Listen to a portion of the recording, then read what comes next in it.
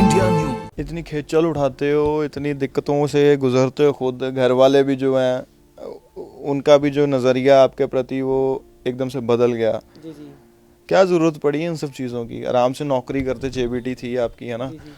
नौकरी करते, कमाते, अच्छा खासा बंगला होता, गाड़ी होती है, ऐशो आराम की ज़िंदगी। जैसे क्या ज़रूरत पड़ी इन सब चीज़ों की? क्या किताबें ही हैं ये? आपकी बात बिल्कुल सही है, लेकिन इसका नज़रिया अलग है। ये मेरे पास एक्टिवा थी, तो एक्टिवा से ही मैंने इस तरीके से मैं किताबें ली हैं। तो किसी एक न्यूज़पेपर वाले ने जो है मेरा पीछा किया, और पीछा करते करते उन्होंने ये पिक्चर मेरी क्लिक की। और ये पिक्चर मुझे नहीं पता कि उन्होंने कहाँ डाली, ये पूरे सोशल मीडिया पे वायरल हुई। हर एक न्यूज़पेपर में इसको कवर किया गया, अलग अलग लैंग्वेज में इसको कवर किया गया। तो जब मेरे पास लोगों के कॉल आते थे कि भाई आपकी फ़ोटो लगी है, क्योंकि इसके ऊपर मेरा फ़ोन नंबर लिखा हुआ है, साइड में फ़ोन नंबर लिखा हुआ है, तो लोग मुझे कॉल करते थे। तो वो सारी फ़ोटो को मैं इकट्ठा करता गया।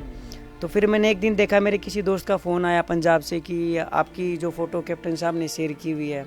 तो बड़ा अच्छा लगा कि काम को अप्रीशिएशन मिल रहा है।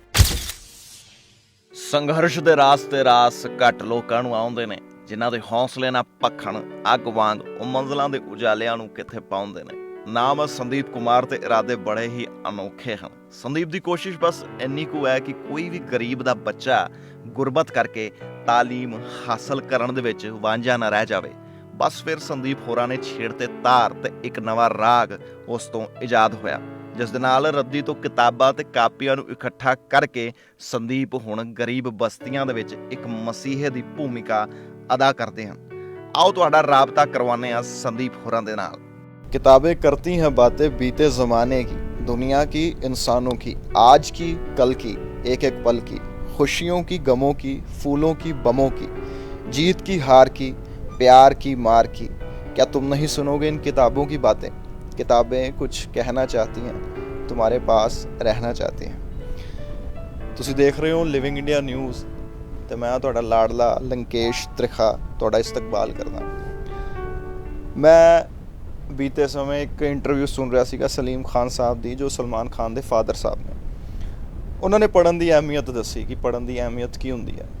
ਉਹਨਾਂ ਦੇ ਮੁਤਾਬਕ ਜਦੋਂ ਉਹ ਇੰਦੌਰ ਤੋਂ ਮੁੰਬਈ ਆਇਆ ਕਰਦੇ ਸੀਗੇ, ਸਟੇਸ਼ਨ ਦੇ ਉੱਤੇ ਜਦੋਂ ਪਕੌੜੇ ਲਿਆ ਕਰਦੇ ਸੀਗੇ, ਅਤੇ ਜਿਹੜੀ ਅਖਬਾਰ ਦੇ ਵਿੱਚ ਪਕੌੜੇ ਦਿੱਤੇ ਜਾਂਦੇ ਸੀਗੇ, ਪਕੌੜੇ ਖਾਣ ਤੋਂ ਬਾਅਦ ਜਿਹੜੀ ਉਹ ਅਖਬਾਰ ਹੁੰਦੀ ਸੀ ਉਹ ਉਸ ਨੂੰ ਵੀ ਪੜ੍ਹ ਲੈਂਦੇ ਸੀਗੇ। ਇਹ ਬਜ਼ੁਰਗਾਂ ਦੀ ਜਿਹੜੀ ਆਦਤ ਸੀਗੀ, ਉਹਨਾਂ ਨੇ ਉਹਨਾਂ ਨੂੰ ਬਹੁਤ ਕਾਬਲ ਬਣਾਇਆ। ਅੱਜ ਦਰਅਸਲ ਮੈਂ ਤੁਹਾਨੂੰ ਇੱਕ ਸ਼ਖਸ ਨਾਲ ਤੁਹਾਡੀ ਮੁਲਾਕਾਤ ਕਰਵਾਉਣ ਜਾ ਰਿਹਾ। ਨਾਮ ਹੈ ਸੰਦੀਪ ਕੁਮਾਰ, ਔਰ ਬੜਾ ਹੀ ਅਨੋਖਾ ਕਹਿ ਲਓ ਕਿ ਉਹਨਾਂ ਨੇ ਇੱਕ ਮੁਹਿੰਮ ਚਲਾਈ ਹੋਈ ਹੈ, ਜੋ ਕਿ ਰੱਦੀ ਤੋਂ, ਕਬਾੜ ਤੋਂ ਕਿਤਾਬਾਂ ਨੂੰ ਇਕੱਠਾ ਕਰਦੇ ਨੇ ਅਤੇ ਉਹਨਾਂ ਬੱਚਿਆਂ ਤੱਕ ਉਹ ਕਿਤਾਬਾਂ ਪਹੁੰਚਾਉਂਦੇ ਨੇ ਜੋ ਪੜ੍ਹਨ ਦੇ ਇੱਛੁਕ ਨੇ। वो मेरे नाल मौजूद ने संदीप जी धन्यवाद। आप जैसे लोगों से मिलकर बड़ी प्रेरणा मिलती है। जी, आपका बहुत बहुत धन्यवाद है कि आप अपना कीमती समय निकाल यहाँ पहुँचे हैं, और हमारा जो काम है इस काम को आप आम लोगों तक लेके जा रहे हैं, ताकि आम लोग भी इस काम में भाग लें। तभी जो है ये मुमकिन हो सकता है कि हमारे देश का हर एक वो बच्चा जो पढ़ना चाहता है, जिसकी इच्छा है पढ़ने की, जो आगे बढ़ना चाहता है, लेकिन उसको ज़रूरत है सिर्फ एक छोटे से किक की। वो किक आपकी किताब है, आपका पेन है, आपकी पेंसिल है। वो पेंसिल, वो किताब जो आप पढ़ चुके हैं, आपके लिए रद्दी है। ਦੋਸਤੋ, ਸੰਦੀਪ ਹੋਰਾਂ ਦੀ ਜੇ ਮੈਂ ਸਾਦਗੀ ਦੀ ਗੱਲ ਕਰਾਂ, ਮੈਂ ਹੁਣੇ ਥੋੜ੍ਹੀ ਦੇਰ ਪਹਿਲਾਂ ਇਹਨਾਂ ਨਾਲ ਗੱਲ ਕਰ ਰਿਹਾ ਸੀਗਾ। ਜਦੋਂ ਵੀ ਤੁਸੀਂ ਕੋਈ ਨਵਾਂ ਕੁਝ ਸ਼ੁਰੂ ਕਰਨ ਜਾਂਦੇ ਹੋ ਜਾਂ ਤੁਹਾਡੇ ਦਿਮਾਗ ਦੇ ਵਿੱਚ ਕੋਈ ਖਿਆਲ ਪੈਦਾ ਹੁੰਦਾ ਹੈ, ਉਹ ਅਕਸਰ ਇੱਕ ख्वाब ਦੀ ਤਰ੍ਹਾਂ ਪੈਦਾ ਹੁੰਦਾ ਅਤੇ ਉਸ ਖਿਆਲ ਨੂੰ ਤੁਸੀਂ ਅੱਗੇ ਮੰਜ਼ਿਲ ਤੱਕ ਪਹੁੰਚਾਉਣਾ ਹੁੰਦਾ। ਲੇਕਿਨ ਤੁਹਾਡੇ ਨਾਲ ਦੇ ਜਿਹੜੇ ਹੁੰਦੇ ਨੇ, ਭਾਵੇਂ ਤੁਹਾਡੇ ਮਾਂ ਪਿਓ ਕਿਉਂ ਨਾ ਹੋਣ ਜਾਂ ਤੁਹਾਡੇ ਨਾਲ ਦੇ ਜਿਹੜੇ ਰਿਸ਼ਤੇਦਾਰ ਨੇ ਉਹ ਕਿਉਂ ਨਾ ਹੋਣ, ਉਹਨਾਂ ਨੂੰ ਤੁਹਾਡੇ ਉਸ ਖਿਆਲ ਦੇ ਬਾਰੇ, ਉਸ ख्वाब ਦੇ ਬਾਰੇ ਕੋਈ ਜਾਣਕਾਰੀ ਨਹੀਂ ਹੁੰਦੀ। ਲੇਕਿਨ ਤੁਸੀਂ ਉਸ ਬਖੂਬੀ ਉਸ ख्वाब ਨੂੰ ਬੜੇ ਚੰਗੀ ਤਰ੍ਹਾਂ ਆਪਣੇ ਅੰਦਰ ਮਨ ਦੇ ਵਿੱਚ ਸੰਜੋ ਕੇ ਰੱਖਦੇ ਹੋ। ਸੰਦੀਪ ਹੋਰਾਂ ਦੀ ਵੀ ਕਹਾਣੀ ਇਸ ਤਰ੍ਹਾਂ ਦੀ ਹੈ ਕਿ ਸੰਦੀਪ ਹੋਰਾਂ ਦੇ ਜਿਹੜੇ ਘਰਦੇ ਨੇ ਉਹਨਾਂ ਦਾ ਸਾਥ ਨਹੀਂ ਦਿੱਤਾ। ਲੇਕਿਨ ਅੱਜ ਦੀ ਤਾਰੀਖ ਦੇ ਵਿੱਚ ਇਹ ਤੁਸੀਂ ਛੋਟੀ ਜਿਹੀ ਜਿਹੜੀ ਲਾਇਬ੍ਰੇਰੀ ਵੇਖ ਰਹੇ ਹੋ, ਇਹ ਜਗ੍ਹਾ ਦੇ ਵਿੱਚ ਭਾਵੇਂ ਛੋਟੀ ਲੱਗਦੀ ਹੋਵੇਗੀ, ਲੇਕਿਨ ਆਪਣੇ ਆਪ ਦੇ ਵਿੱਚ ਦੁਨੀਆ ਦਾ ਸੰਸਾਰ ਹੈ। ਕਿਉਂ? ਉਹਦੀ ਵਜ੍ਹਾ ਇਹ ਹੈ ਕਿਉਂਕਿ ਇੱਥੇ ਕਿਤਾਬਾਂ ਮੌਜੂਦ ਨੇ। ਉਹ ਕਿਤਾਬਾਂ ਜੋ ਆਦਮੀ ਨੂੰ ਬਹੁਤ ਕਾਬਲ ਬਣਾਉਂਦੀਆਂ ਨੇ, ਇੱਕ ਸ਼ਖਸ ਨੂੰ ਇੱਕ ਸ਼ਖਸੀਅਤ ਦੇ ਵਿੱਚ ਤਬਦੀਲ ਕਰਦੀਆਂ ਨੇ। ਇਹ ਉਹ ਕਿਤਾਬਾਂ ਨੇ ਜੋ ਆਦਮੀ ਨੂੰ ਇੱਕ ਪੂਰਾ ਇੰਸਟੀਟਿਊਟ ਬਣਾ ਦਿੰਦੀਆਂ ਨੇ। ਸੰਦੀਪ ਜੀ, मुझे ये बताइए, ये जो ख्याल था आपके दिमाग में कि मैं आगे जाकर इस तरह से किताबों को लोगों तक दूं, या जो पढ़ना चाहते हैं, चाहत रखते हैं पढ़ने की, उन तक ये किताबों को पहुँचाऊँ, ये शुरुआत कहाँ से लगी? ये बीज तो जो था इसने बरगद की शक्ल लेनी कब शुरू की? देखिए ऐसा है, मैंने एक कोर्स किया है टीचर का, प्राइमरी टीचर का, जिसे जेबीटी बोलते हैं। तो उसका एक पार्ट होता है इंटर्नशिप। तो उस इंटर्नशिप के लिए मैं हरियाणा के गांव में गया। तो वहाँ मुझे तीसरी क्लास मिली पढ़ाने के लिए। तो जब मैं उन बच्चों को पढ़ाता था तो मैं देखता था कि रोज़ मैं इन बच्चों को पढ़ा रहा हूँ, क्लास में बड़े हाजिर जवाब हैं, उसी वक्त जवाब देते हैं। जब अगले दिन मैं पूछता हूँ कि आपने काम कहाँ पे किया है, उनके पास कॉपियाँ नहीं होती हैं, पेन नहीं है, पेंसिल नहीं है, ब्लैंक होते हैं वो। फिर मैंने देखा कि इतने इंटेलिजेंट बच्चे हैं, इतना हुनर है इनके अंदर, लेकिन बेसिक चीज़ नहीं है। फिर मैंने पढ़ा था कि सर्व शिक्षा अभियान के तहत भारत सरकार पहली क्लास से लेकर 8वीं तक फ्री में सुविधा देती है। तो मैंने हेड टीचर से बात की कि सर ये सुविधा तो इन बच्चों को मिल रही है, तो आप क्यों नहीं दे रहे इन बच्चों को? तो उन्होंने कहा कि इनके अकाउंट में पैसे जाते हैं, इनके माता पिता के पास पैसे जाते हैं। तो मैं माता पिता के पास गया। तो जब मैं वहाँ गया तो मैंने जाके देखा कि उनके पास खाने के लिए सामान नहीं है। खाने जिस पेरेंट्स के पास खाने के लिए 2 वक्त की रोटी नहीं है, उसको आप 2500 रुपये दे देते हो 2000 से 2500 के बीच, तो वो खाना खाएगा या उसको किताब दिलाएगा? वो भी एक साथ इकट्ठा दे देते हैं। तो सारा पैसा उस चीज़ में इस्तेमाल करते हैं। मैंने वो चीज़ उनसे कुछ नहीं पूछा, मैं वापस आया। और इस बात से मेरे दिमाग पे बड़ा गहरा प्रभाव पड़ा कि ऐसा है हमारे देश में, क्योंकि मेरे को कभी इन चीज़ों का अभाव नहीं रहा। तो कहीं ना कहीं मैं मेंटली इस चीज़ से डिस्टर्ब रहा कि भाई ये कैसे हो सकता है। तो उसके बाद मैं वापस चंडीगढ़ आया। तो जब चंडीगढ़ आया तो मैंने देखा कि मेरा दिमाग ठीक नहीं है, मैं बार बार मेरे दिमाग में वही चीज़ चल रही है। फिर उसके बाद मैंने देखा कि चंडीगढ़ एक पढ़ा लिखा शहर है, जिसमें मोहाली भी आता है, पंचकुला भी आता है। तो यहाँ पे भी ऐसे हालात हैं या यहाँ पढ़ा लिखा वास्तव में ही शहर है? तो मैं ग्राउंड लेवल पे मैंने इसको चेक किया, तो जान के आपको बड़ी हैरानी होगी कि यहाँ के जो हालत है गाँव से भी बदतर है। चंडीगढ़ का, ट्राई सिटी का, इन 3 सिटियों की अगर हम बात करें, यहाँ पे आज भी ऐसी कॉलोनियाँ हैं जिसमें पानी नहीं है, जिसमें बिजली नहीं है, जिसमें शौचालय नहीं है। आज भी ऐसे लोग हैं जो एक छोटी सी झुग्गी में रहते हैं, 7-7, 8-8 लोग रहते हैं। तो वो कैसे बच्चों को पढ़ा सकते हैं? तो फिर मैंने देखा कि मैंने इन बच्चों के लिए काम करना, और वहीं से फिर मैंने जो है इस पे काम करना शुरुआत की।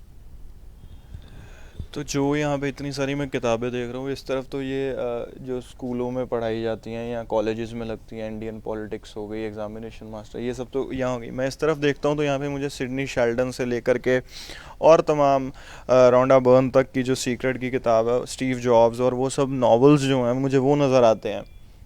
ये मतलब ये कहाँ से इकट्ठा किया आपने, कैसे इन चीज़ों को किया? देखिए इसमें हम हर रोज़ सुबह निकलते हैं और घर घर जाके किताबें इकट्ठी करते हैं। किताबें, पुराने पेन, पुरानी पेंसिल जो आपके इस्तेमाल की नहीं है, हम लोगों को कहते हैं कि आप हमें दें। तो जब किताबें इकट्ठी करते हैं तो तमाम तरह की किताबें हमारे पास इकट्ठी होती हैं। ये फिर हमने देखा कि मोटिवेशनल किताबें हैं या नॉवेल्स हैं, फिक्शन, नॉन फिक्शन की किताबें, इनकी संख्या बढ़ रही है हमारे पास। हम इनका क्या करें? फिर हमने इसका एक अलग से अभियान बनाया, ओपन आइज रीडर्स क्लब। इसमें हर महीने की 5 तारीख को पंजाब यूनिवर्सिटी में हम स्टॉल लगाते हैं। कोई भी आके इन किताबों को बिल्कुल फ्री में पढ़ने के लिए ले सकता है। यानी आम जनता को भी हम फ्री में किताबें उपलब्ध करवा रहे हैं। तो ये किताबें उनके पास जाती हैं। दोस्तों, जो मैं संदीप होਰਾਂ ਨਾਲ ਗੱਲ ਕਰਦਾ ਪਿਆ ਸੀਗਾ, ਇਹਨਾਂ ਨੇ अपनी फैमिली के बारे दसना शुरू किया कि किस तरह जो इन्होंने मुहिम चलाई है और अपनी फैमिली तो किस तरह इन्होंने सपोर्ट लेती। इन्होंने 35,000 रुपया अपने घरदियां कोलों लिता सीगा। अगे की कहानी संदीप दसणगे। 35,000 लेने के बाद सिलसिला आगे कैसे बढ़ा? देखिए, मैंने सबसे पहले जब मैंने इस काम को शुरू किया तो मैंने कहा कि कहीं ना कहीं से इसकी शुरुआत करनी है। तो मैं चंडीगढ़ का 11 का कॉलेज है जिसमें मोस्टली कॉलोनी के बच्चे आते हैं। तो मैंने प्रिंसिपल के पास गया, मैंने कहा सर मैं आपके बच्चों के लिए फ्री में किताबें देना चाहता हूँ। तो उन्होंने मुझे इजाज़त दी। तो मैंने कैंप लगाया, मेरे पास 30 बच्चे आए, लगभग 30 बच्चे आए। उन 30 बच्चों को मैंने किताबें देनी थी। तो मुझे लगा कि मेरे पास पुरानी किताबें आ जाएंगी। मेरे पास पुरानी किताब 4 से 5 आई और लेने वाले बच्चे 30 आए। तो वो मेरे लिए एक बड़ा परेशानी रहा। फिर मैंने घर वालों से इसके लिए मदद मांगी। तो घर वालों ने उस वक्त मुझे 35,000 रुपये दिए। जब घर वालों ने मुझे 35,000 रुपये दिए, मैंने उनकी किताबें बांट दी बच्चों में।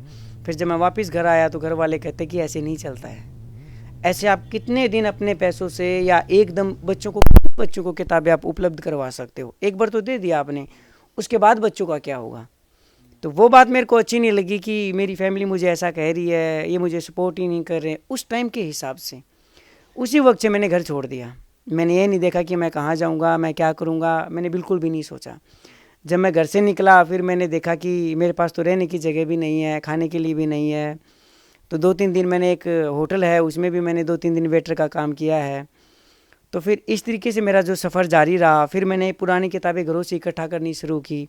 वो किताबों की संख्या मेरे पास बढ़ने लगी। साथ के साथ मैंने जॉब भी करी कि क्योंकि इन किताबों को रखने के लिए जगह भी तो चाहिए।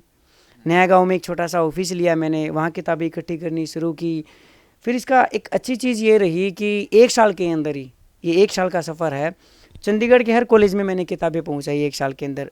लगभग 200 लोग मेरे साथ जुड़े क्योंकि मेरी मुहिम बड़ी अच्छी मुहिम थी। लोगों ने सपोर्ट किया कि ये रद्दी को शिक्षा का माध्यम बना रहा है, जो चीज़ें हमारे काम की नहीं ये उन बच्चों तक पहुंचा रहा है। 200 बच्चे मेरे साथ जुड़े अलग अलग कॉलेजों के, उन्होंने किताबें इकट्ठी करनी मेरे साथ शुरू की। और 200 लोगों की टीम के साथ हमारी ओपन आइज फाउंडेशन ने चंडीगढ़ के हर कॉलेज में 1 साल में किताबें पहुँचाई।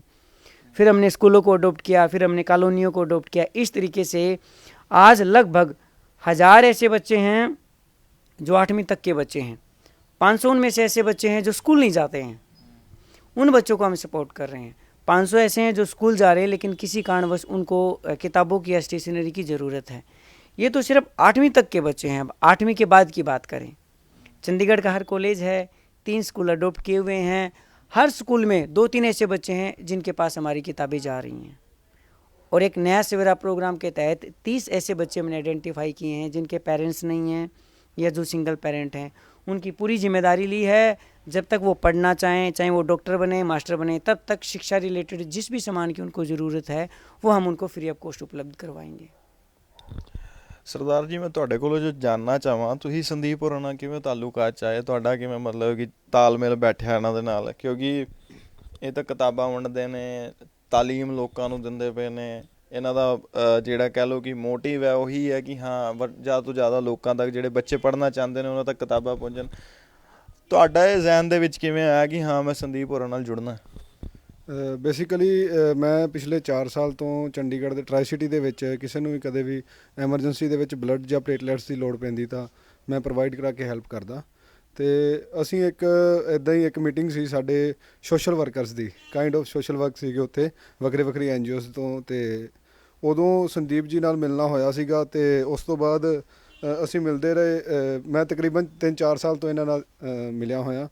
ਅਤੇ ਉਦੋਂ ਅਜੇ NGO ਇਹਨਾਂ ਨੇ ਓਪਨ ਆਈ ਫਾਊਂਡੇਸ਼ਨ ਇਹਨਾਂ ਨੇ ਬਣਾਈ ਨਹੀਂ ਸੀ। ਅਤੇ ਫਿਰ ਜਦੋਂ ਇਹਨਾਂ ਨੇ ਇਹ ਕੰਸੈਪਟ ਲਿਆਂਦਾ ਅਤੇ ਵਧੀਆ ਲੱਗਿਆ। ਇਹਨਾਂ ਦੀ ਸੋਚ ਨੂੰ ਮੈਂ ਸਲਾਮ ਕਰਦਾ। ਅਤੇ ਕਹਿੰਦੇ ਨਾ ਜਿੱਦਾਂ ਬੱਚੇ ਦੇਸ਼ ਦਾ ਭਵਿੱਖ ਆ, ਅਤੇ ਜਦੋਂ ਇਹਨਾਂ ਦੇ ਨਾਲ ਚੱਲਣ ਲੱਗੇ, ਕੰਮ ਕਰਨ ਲੱਗੇ ਤਾਂ ਚੰਗਾ ਲੱਗਦਾ ਸੀ ਬੱਚਿਆਂ ਦੀ ਖੁਸ਼ੀ ਵੇਖ ਕੇ। ਅਤੇ ਜਦੋਂ ਬੱਚੇ ਆਪਣੇ ਇੱਕ ਐਫਰਟ ਨਾਲ ਜੇ ਕੋਈ ਬੱਚਾ ਪੜ੍ਹ ਜਾਂਦਾ ਹੈ ਤਾਂ ਉਹ ਕੱਲ੍ਹ ਨੂੰ ਸ਼ਾਇਦ ਆਪਣੇ ਦੇਸ਼ ਦਾ PM ਵੀ ਹੋ ਸਕਦਾ ਹੈ।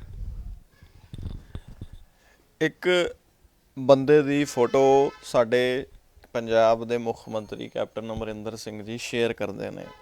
ਉਹ ਬੰਦਾ ਕੌਣ ਹੈ? ਉਹ ਬੰਦਾ ਐਕਟਿਵਾ ਦੇ ਉੱਤੇ ਕਿਤਾਬਾਂ ਨੂੰ ਲੱਦ ਕੇ ਉਹਨਾਂ ਇਲਾਕਿਆਂ ਦੇ ਵਿੱਚ ਜਾ ਰਿਹਾ ਜਿੱਥੇ ਬੜੇ ਮਾਮੂਲੀ ਜਿਹੇ ਲੋਕ ਰਹਿੰਦੇ ਨੇ, ਜਿੱਥੇ ਬੜੇ ਗਰੀਬੀ ਤੁਸੀਂ ਕਹਿ ਲਓ ਕਿ ਗੁਰਬਤ ਦਾ ਵਕਤ ਵੇਖਣ ਵਾਲੇ ਲੋਕ ਉੱਥੇ ਰਹਿੰਦੇ ਨੇ।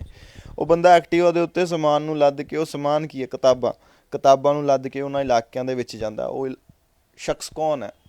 वो संदीप ने। वो फ़ोटो दिखाओ जो कैप्टन साहब ने शेयर की थी और जिस फ़ोटो से अब आगे का आपने क्या सोचा हुआ है? कैमरा पर्सन को कहूँगा थोड़ा जा जूम इन करन, कैमरे में दिखान। ये मेरे पास एक्टिवा थी तो एक्टिवा से ही मैंने इस तरीके से मैं किताबें ली हैं। तो किसी एक न्यूज़पेपर वाले ने जो है मेरा पीछा किया और पीछा करते करते उन्होंने ये पिक्चर मेरी क्लिक की। और ये पिक्चर मुझे नहीं पता कि उन्होंने कहाँ डाली, ये पूरे सोशल मीडिया पे वायरल हुई। हर एक न्यूज़पेपर में इसको कवर किया गया, अलग अलग लैंग्वेज में इसको कवर किया गया। तो जब मेरे पास लोगों के कॉल आते थे कि भाई आपकी फ़ोटो लगी है, क्योंकि इसके ऊपर मेरा फ़ोन नंबर लिखा हुआ है, साइड में फ़ोन नंबर लिखा हुआ है, तो लोग मुझे कॉल करते थे। तो वो सारी फ़ोटो को मैं इकट्ठा करता गया। तो फिर मैंने एक दिन देखा मेरे किसी दोस्त का फ़ोन आया पंजाब से कि आपकी जो फ़ोटो कैप्टन साहब ने शेयर की हुई है। तो बड़ा अच्छा लगा कि काम को अप्रिसिएशन मिल रहा है। तो अब इस एक्टिवा से मैं इसमें कन्वर्ट करना चाहता हूँ। ਦੋਸਤੋ ਇੱਕ ਚੀਜ਼ ਤੁਹਾਨੂੰ ਮੈਂ ਦਿਖਾ ਦੇਣਾ ਚਾਹੁੰਦਾ, ਮੇਰਾ ਮਤਲਬ ਇਹੀ ਬੰਦਾ ਸੀਗਾ ਗੱਲ ਨੂੰ ਛੇੜਨ ਦਾ, ਕਿਉਂਕਿ ਉਸ ਐਕਟਿਵਾ ਤੋਂ ਹੁਣ ਸੰਦੀਪ ਹੋਰੀ ਆਉਣਾ ਚਾਹੁੰਦੇ ਨੇ ਇੱਕ ਨਵੀਂ ਚੀਜ਼ ਵੱਲ ਨੂੰ, ਜਿਹਦੇ 'ਤੇ ਉਹ ਕਿਤਾਬਾਂ ਨੂੰ, ਢੇਰ ਕਿਤਾਬਾਂ ਦਾ ਜਿਹਨੂੰ ਕਹਿ ਲਓ, ਲੱਦ ਕੇ ਉਹਨਾਂ ਇਲਾਕਿਆਂ ਦੇ ਵਿੱਚ ਜਾਣਾ ਚਾਹਣਗੇ ਜਾਂ ਪਹੁੰਚਣਗੇ ਜਿੱਥੇ ਕਿਤਾਬਾਂ ਦੀ ਬਹੁਤ ਲੋੜ ਹੈ, ਜਿੱਥੇ ਤਾਲੀਮ ਦੀ ਬਹੁਤ ਲੋੜ ਹੈ, ਜਿੱਥੇ एजुकेशन ਦੀ बहुत लोड़ है। दिखाओ फोटो। देखिए ये एक फ़ोटो है हमारे पास, इसमें जो है एक साइड किताबें होंगी, दूसरी साइड एलईडी होगी। जो ये किताबें होंगी, हम स्लम एरिया में जाएंगे, बच्चों को किताबें देंगे, आम लोगों को अवेयर करेंगे, इसमें किताबें भी इकट्ठी करेंगे। दूसरी चीज़ आप देख सकते हैं एलईडी है। इसमें क्या होता है कि आज समाज में तमाम तरह की समस्याएं चल रही हैं। जैसे अगर हम बात करें, लड़कियों की बात करें, तो 6-6 महीनों से लेके चाहे वो 80 साल की महिला, उनके साथ तमाम तरह की घटनाएं हो रही हैं। तो good touch, bad touch, sanitation, hygiene, और हम ट्यूशन्स भी पढ़ाते हैं बच्चों को। तो इसके माध्यम से हम उनको ट्यूशन्स पढ़ाएंगे एलईडी के माध्यम से, क्योंकि देख के जब किसी भी चीज़ को हम देखते हैं तो जल्दी सीखते हैं।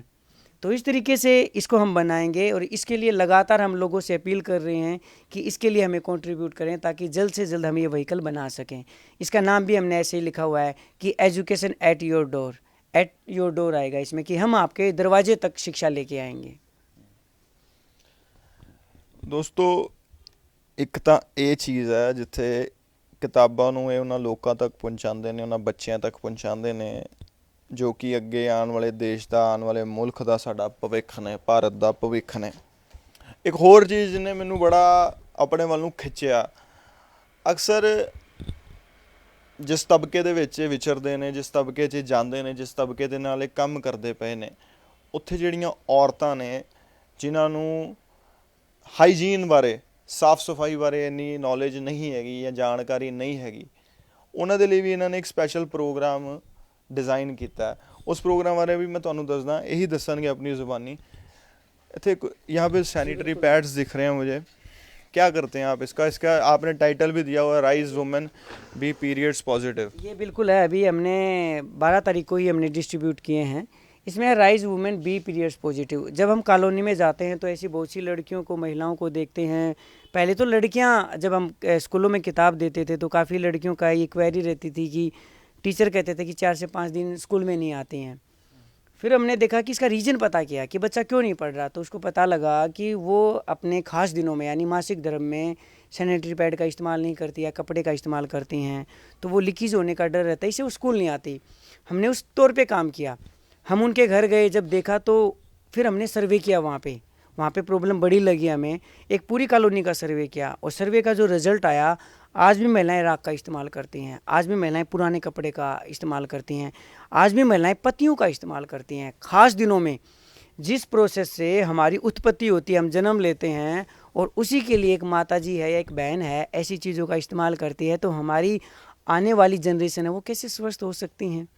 फिर हमने कहा कि इसके ऊपर हमें काम करना है। अभी हम 3 कॉलोनियों को अडॉप्ट कर चुके हैं, सर्वे कर चुके हैं। हर 4 महीनों में ऐसी जो महिलाएं हैं, जो लड़कियां हैं, जो पैड नहीं खरीद सकती, फ्री ऑफ कॉस्ट उनको सैनिटरी पैड हम दे रहे हैं। ਇੱਕ ਬੜਾ ਅਨੋਖਾ ਤੁਸੀਂ ਕਹਿ ਲਓ ਕਿ ਜਿਹੜੀ ਚੀਜ਼ ਮੈਨੂੰ ਦੇਖ ਕੇ ਬੜੀ ਖਿੱਚ ਲੱਗੀ ਜਾਂ ਖਿੱਚ ਮਹਿਸੂਸ ਹੋਈ, ਉਹ ਇੱਥੇ ਗੁੱਲਕਾਂ ਪਈਆਂ ਹੋਈਆਂ ਉੱਪਰ ਨਾ। ਆਪਣੇ ਬਚਪਨ ਦੇ ਵਿੱਚ ਅਸੀਂ, ਸਾਡੇ ਘਰ ਦੇ ਸਾਨੂੰ ਪਿੱਗੀ ਬੈਂਕ ਕਹਿੰਦੇ ਹੁੰਦੇ ਸੀਗੇ, ਜਿਹੜੇ ਸਾਡੇ, ਅਸੀਂ ICSE 'ਚ ਪੜ੍ਹੇ ਆ, ਅਤੇ ਸਾਡੇ ਘਰ ਦੇ ਕੁਝ ਹੋਰ ਕਹਿੰਦੇ ਹੁੰਦੇ ਸੀਗੇ, ਪਰ ਯਾਰਾਂ ਦੋਸਤਾਂ 'ਚ ਵਿਚਰੀਦਾ ਸੀਗਾ, ਉਹ ਗੁੱਲਕਾਂ ਰੱਖਦੇ ਸੀਗੇ ਮਿੱਟੀ ਦੀਆਂ ਬਣੀਆਂ ਹੋਈਆਂ। ਇਹ ਉਹ ਗੁੱਲਕਾਂ ਨੇ, ਅਤੇ ਇਹਦੇ ਬਾਰੇ ਮੈਂ ਉਹਨਾਂ ਕੋਲ ਹੀ ਪੁੱਛਵਾਨਾ, क्योंकि मेरा कहना बनता नहीं गा, क्योंकि अडॉप्ट अ गुल्लक for 6 months to support child education, क्या कंसेप्ट है ये? देखिए, इसमें ऐसा है कि हम प्रोग्राम चला रहे हैं, तो इसमें बहुत ज़्यादा पैसों की ज़रूरत होती है, चाहे वो सैनिटरी पैड खरीदने की बात हो या किताब, क्योंकि नई किताबें भी खरीद के देते हैं। तो इन सब चीज़ों के लिए फ़ंड जनरेट करना है। अब हम लोगों के पास जाते हैं, किसी के पास, जैसे 2-4 लोगों के पास पहली बार गए, वो कहते हैं हमारे पास पैसा नहीं है। हमने तो काम करना है। फिर हमने कहा कि हम क्या तरीका अपना सकते हैं। फिर हमने कहा कि हम एक गुल्लक लेके आएंगे। पहले हमने प्लास्टिक का गुल्लक देखा, वो बड़ा कॉस्टली है, 500-600 रुपये की कॉस्ट है। लेकिन फिर हमने मिट्टी का बनाया, 5 से 6 रुपये की इसकी कीमत है। इसके ऊपर हम खुद पेंट करते हैं, खुद लिखते हैं। हम लोगों से रिक्वेस्ट करते हैं कि इस गुल्लक को अडोप्ट करें, 6 महीने अपने पास रखें, प्रतिदिन या 1 दिन या 2 दिन में 1 रुपये से लेकर जितनी भी आपकी इच्छा इसमें डालें, और 6 महीने बाद आप हमें ये दें। आपके सामने इस गुल्लक को तोड़ा जाता है, उसका रिकॉर्ड रखा जाता है, आपको बताया जाता है कि वो पैसा कहाँ खर्च हुआ, ताकि इससे जो पैसा इकट्ठा करें वो ज़रूरतमंद बच्चों की शिक्षा में काम आ सके। मुझे एक चीज़ बताओ, इतनी खेचल उठाते हो, इतनी दिक्कतों से गुजरते हो, खुद घर वाले भी जो हैं उनका भी जो नज़रिया आपके प्रति वो एकदम से बदल गया। जी जी क्या ज़रूरत पड़ी इन सब चीज़ों की? आराम से नौकरी करते, जेबीटी थी आपकी, है ना? जी जी। नौकरी करते, कमाते, अच्छा खासा बंगला होता, गाड़ी होती है, ऐशो आराम की ज़िंदगी जीते, क्या ज़रूरत पड़ी इन सब चीज़ों की? क्या किताबें ही हैं ये? जी, आपकी बात बिल्कुल सही है, लेकिन इसका नज़रिया अलग है। अगर मैं बात करूं, क्योंकि पहली बात क्या होती है कि इंसान को अपने आप को समझना होता है। मैंने पहले खुद का अपना आत्मचिंतन किया। जब मैंने ये काम शुरू किया उससे पहले मैंने खुद का आत्मचिंतन किया कि मुझे क्या अच्छा लग रहा है। मैंने उसमें पाया कि लोगों की हेल्प करना या हमारे समाज को ऊपर लेके जाना या ऐसा तबका जिसको ज़रूरत है उसके लिए काम करना, मैंने उसके लिए काम करना है। तो मैंने जब अपने आप को पहचाना और अपनी खूबियों को पहचाना और अपने पॉजिटिव पॉइंट रखे कि मैं क्या कर सकता हूँ, अगर 1000 बार मुझे कोई ना करेगा तो मैं उसमें हार नहीं मानता। तो मैंने कहा कि ठीक है, 1000 घरों में जाऊँगा तो 10 घर तो किताब देंगे ना। तो इस वजह से मैं खुश रहता हूँ इस काम में, क्योंकि मुझे खुशी मिलती है। और रही बात आपने जॉब की, तो आज मैं जब ये काम करता हूँ तो अदर ऑर्गेनाइजेशनों से मुझे खुद ऑफर आती हैं कि आप हमारे ऑर्गेनाइजेशन में काम करो, 40, 50, 60 हज़ार जितने रुपये सैलरी लेनी है लो। लेकिन नहीं, मुझे जब जरूरत ही नहीं है पैसे का, मैं क्या करूँगा? जब मैं खुद ही संतुष्ट नहीं होऊंगा किसी काम से तो इतने पैसे का मैं क्या करूँगा?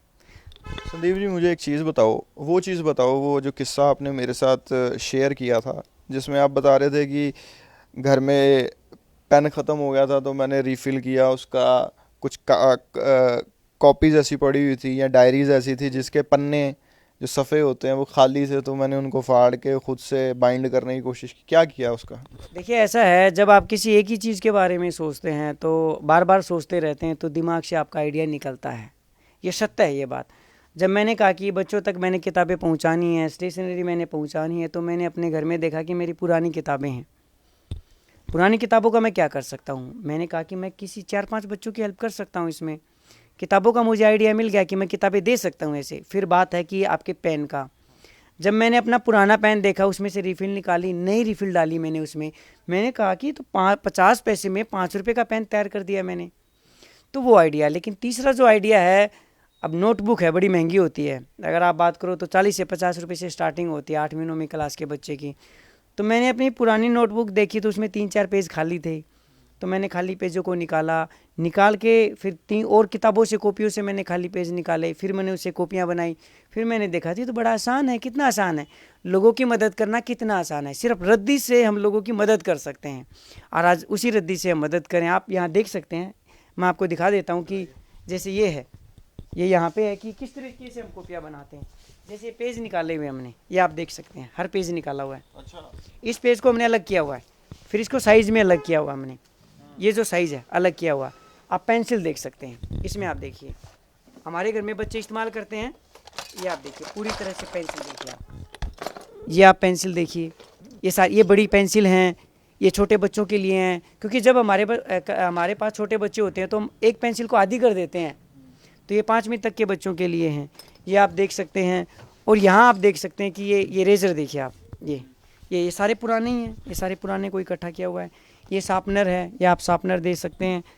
स्पाइरल बाइंडिंग से हम किताबें कॉपियाँ बनाते हैं और हम डायरी भी बनाते हैं, वो भी। ये किसने, आपने तैयार की हैं ये? हाँ जी, खुद हमने तैयार किए हैं। अच्छा, तो ये मतलब तैयार करके फिर आगे बच्चों में डिस्ट्रीब्यूशन। ये आप देख सकते हैं, ये जो प्रैक्टिकल के पेज हैं, जैसे हम स्कूल कॉलेजों में प्रैक्टिकल बनाते हैं उसमें से खाली पेज निकल आते हैं, तो ये है। अभी हमने एक डायरी भी बनाई है, ये हमने डायरी बनाई है खुद। इसका मैं आपको ऊपर इस प्रोजेक्ट का नाम भी मैं दिखा देता हूँ, क्या नाम है। ये जैसे डायरी बनाई है, ये आप पेज देखेंगे, हर पेज इसमें अलग मिलेगा आपको। ये अलग तरीके का पेज है, ये अलग तरीके का पेज है, ये अलग तरीके का पेज है। क्योंकि कॉपियाँ तो सेम नहीं मिलती ना, हमें पुरानी कॉपियाँ अलग अलग मिलती हैं, जैसे आप देख सकते हैं। फिर इनको हम एक जगह जाते हैं, क्योंकि इनकी मशीन कॉस्टली आती है, 15 से 20 हज़ार की आती है, वो हमारे पास नहीं है। तो हम एक दुकानदार के पास जाते हैं, उसको कुछ पैसे देते हैं, ये कटवा के ले आते हैं, ये गत्ता भी कटवा के ले आते हैं। फिर इसको हम खुद यहाँ बाइंड करते हैं, इसमें स्टेपल करते हैं। ये आप देख सकते हैं कि ये हमने छोटी साइज़ भी अलग अलग बनाए हैं। ये पॉकेट है, ये देखिए, इसमें नाम भी लिखा हुआ है, contribute to the cause of literacy, कि पढ़ाई के लिए आप इस चीज़ में कंट्रीब्यूट करें। कोई भी इसे खरीद सकता है यहाँ से। अभी इसका हमने अभी स्टार्टिंग की है इसकी हमने। तो इस तरीके से सारी चीज़ों को हम नया बना रहे हैं। आप ये देख सकते हैं, ये यूज़ है। अब हम पहले क्या करते हैं, सबसे पहले हम इकट्ठा करते हैं, सारा सामान ऐसे आता है, आप देख सकते हैं, ये इस तरीके से सारा सामान आता है, ये सारा है, ये पेन आप देख सकते हैं, ये अलग अलग पेन है, ये देखिए लोग अलग अलग चीज़ें देते हैं। इसके बाद इनको सेग्रीगेट किया जाता है, ये एग्रीगेट मतलब आसान भाषा में इसको अलग अलग किया जाता है, पेन को अलग किया जाता है, पेंसिल को अलग किया जाता है, जो पेन खाली है उसे रिफिल निकाली जाती है। तो यहाँ ये देखिए हमारे डेस्क बने हुए हैं, segregations of the books and stationery repairing books binding, तो आप ये देख सकते हैं। तो ये तमाम तरह की चीज़ें इसके ऊपर हम काम करते हैं। अच्छा, हमने आपके घर वालों के बारे में बात की, हमने ये भी लोगों को दिखाया है कि शुरुआत के दौर में घर वाले कई बार नहीं समझ पाते हैं तो साथ नहीं खड़े होते हैं।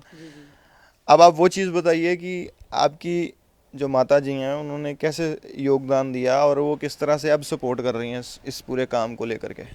देखिए ऐसा है कि जब मेरे पहला छोटा ऑफिस था हमारे पास, जिसमें किताबें रखने के लिए जगह नहीं था, मेरे पास कोई चारा नहीं था, तो मैंने अपनी माताजी से रिक्वेस्ट की कि देखिए मैं इस काम में बेहद खुश हूँ, अगर मैं इस काम से निकलूँगा तो मैं अपने आप को खुश नहीं रख पाऊँगा। तो मैंने कहा कि मैं एक ऑफ़िस ले रहा हूँ जिसका 12,000 रेंट है और मेरे पास पैसे नहीं हैं। तो मेरी माताजी ने कहा भी ऐसे, फिर उन्होंने कहा यही सवाल कि ऐसे कितने दिन तक चलेगा। फिर मैंने उनको कहा कि आप मुझे 6 महीने का रेंट मुझे दे दीजिए, 6 महीने तक मैं कोई ना कोई प्रबंध कर लूँगा। तो 6 महीने का रेंट मैं अपनी माताजी से ले रहा हूँ। तो उसके बाद आगे का प्रोसेस फिर देखेंगे, क्योंकि अगर आप अच्छा काम करते हैं तो उससे कोई ना कोई रास्ता आपके लिए निकल आता है। मैं जो ਇੱਥੇ ਨਜ਼ਰ ਮਾਰ ਰਿਹਾ ਸੀਗਾ ਇੱਕ ਸੀਕ੍ਰੇਟ ਰੌਂਡਾ ਬਰਨ ਹੋਰਾਂ ਦੀ ਇੱਕ ਸੀਰੀਜ਼ ਹੈਗੀ ਹੈ ਕਿਤਾਬ ਦੀ, ਉਹਦੇ ਵਿੱਚ ਉਸ ਆਥਰ ਨੇ, ਉਸ ਰਾਈਟਰ ਨੇ, ਉਸ ਲੇਖਕ ਨੇ ਇੱਕੋ ਚੀਜ਼ ਦੱਸੀ ਹੈ ਕਿ ਜਦੋਂ ਤੁਸੀਂ ਕਿਸੇ ਚੀਜ਼ ਨੂੰ ਬੇਤਹਾਸ਼ਾ ਮੁਹੱਬਤ ਕਰਦੇ ਹੋ ਜਾਂ ਕਿਸੇ ਚੀਜ਼ ਨੂੰ ਪਾਉਣ ਦੀ ਕੋਸ਼ਿਸ਼ ਕਰਦੇ ਹੋ ਤਾਂ ਪੂਰੀ ਕਾਇਨਾਤ ਉਸ ਨੂੰ ਤੁਹਾਡੇ ਨਾਲ ਮਿਲਾਉਣ ਦੇ ਲਈ ਤੁਹਾਡੇ ਨਾਲ ਮਿਲ ਜਾਂਦੀ ਹੈ, ਜੁਟ ਜਾਂਦੀ ਹੈ। ਸੰਦੀਪ ਕੁਮਾਰ ਵਰਗੇ ਲੋਕ ਉਹ ਲੋਕ ਨੇ ਜੋ ਸਮਾਜ ਦੇ ਲਈ ਉਹ ਕੰਮ ਕਰਦੇ ਪਏ ਨੇ ਜੋ ਸ਼ਾਇਦ ਸਾਡੇ ਜਿਹੜੇ ਲੋਕ ਹੈਗੇ ਨੇ ਉਹ ਚਾਹ ਕੇ ਵੀ ਨਹੀਂ ਕਰ ਪਾਉਂਦੇ, ਕਿਉਂਕਿ ਸਾਡੇ ਵਰਗੇ ਜਿਹੜੇ ਲੋਕ ਹੁੰਦੇ ਨੇ ਉਹ ਜ਼ਿੰਦਗੀ ਦੀਆਂ ਜਿਹੜੀਆਂ ਹੋਰ ਦਿੱਕਤਾਂ, ਪਰੇਸ਼ਾਨੀਆਂ, ਮੁਸ਼ਕਲਾਂ ਹੁੰਦੀਆਂ ਨੇ ਉਹਦੇ ਵਿੱਚ ਉਲਝੇ ਰਹਿੰਦੇ ਆ। ਲੇਕਿਨ ਕਿਸੇ ਵੀ ਕੰਮ ਨੂੰ ਕਰਨ ਦੇ ਲਈ ਇੱਕ ਸੋਚ ਹੋਣੀ ਬੜੀ ਜ਼ਰੂਰੀ ਹੈ। ਜਿਹੜੀ ਇਹਨਾਂ ਦੀ ਸੋਚ ਹੈ ਉਹ ਬੜੀ ਕਾਬਿਲੇ ਤਾਰੀਫ ਹੈ। ਤਾਂ ਕਰਕੇ ਜਿਹੜੇ ਸੰਦੀਪ ਵਰਗੇ ਲੋਕ ਹੁੰਦੇ ਨੇ ਉਹ ਵਧਾਈ ਦੇ ਪਾਤਰ ਹੁੰਦੇ ਨੇ, ਉਹਨਾਂ ਨੂੰ ਸ਼ੁਭ ਕਾਮਨਾਵਾਂ ਦੇਣੀਆਂ ਚਾਹੀਦੀਆਂ ਨੇ। ਤੁਹਾਨੂੰ ਸੰਦੀਪ ਦੀ ਇਹ ਜਿਹੜੀ ਸਟੋਰੀ ਹੈ, ਕਹਾਣੀ ਹੈ, ਕਿਸ ਤਰ੍ਹਾਂ ਲੱਗੀ, ਆਪਣੇ ਜਿਹੜੇ ਕਮੈਂਟਸ ਨੇ ਉਹ ਡੱਬੇ ਦੇ ਵਿੱਚ ਪਾ ਦਿਆ ਜੇ। ਤੇ ਮੈਨੂੰ ਆਪਣੇ ਮੇਜ਼ਬਾਨ ਨੂੰ ਲੰਕੇਸ਼ ਤ੍ਰਿਖਾ ਨੂੰ ਦੇਵੋ ਇਜਾਜ਼ਤ। ਕੈਮਰਾ ਪਰਸਨ ਨਿਤਿਨ ਦੇ ਨਾਲ ਲਿਵਿੰਗ ਇੰਡੀਆ ਨਿਊਜ਼ ਦੇ ਲਈ।